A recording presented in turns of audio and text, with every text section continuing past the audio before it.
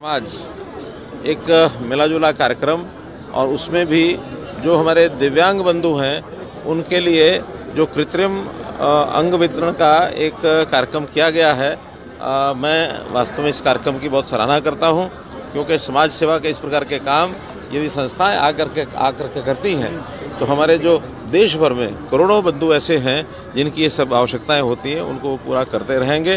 तो इसके लिए उनको भी मुख्य धारा में आकर के जीवन जीने का अवसर मिलेगा। सर, प्रदेश में गेहूं की खरीद को लेकर किसान नाराज है कि खरीद नहीं हो रही, तो उस पर क्या कहना सर?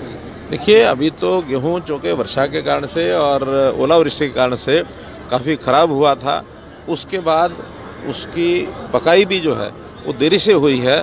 वास्तव में तो हम तो 25 तारीख से खरीद करने के लिए तैयार हैं, लेकिन आज तक भी गेहूं अभी पूरा आ नहीं रहा। जो आ भी रहा है उसमें भी नमी ज़्यादा है, और नमी वाला गेहूं खरीदना यानी आगे चल करके उस गेहूं को खराब करने वाली बात है।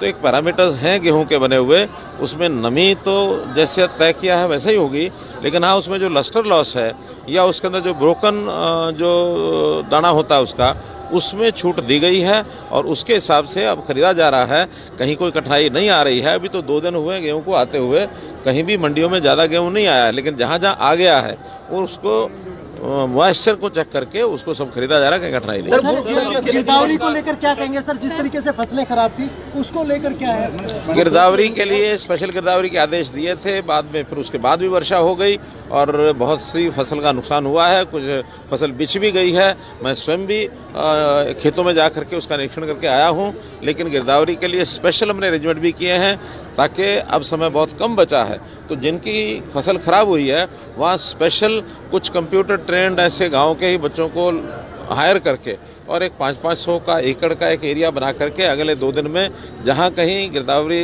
की कमी रह गई है या जहां उसका रजिस्ट्रेशन क्षतिपूर्ति में नहीं हुआ है, वहां तहसीलदारों को हमने ऑथराइज किया है कि जल्दी से जल्दी 2 दिन में 3 दिन में उसकी रजिस्ट्रेशन करा लें।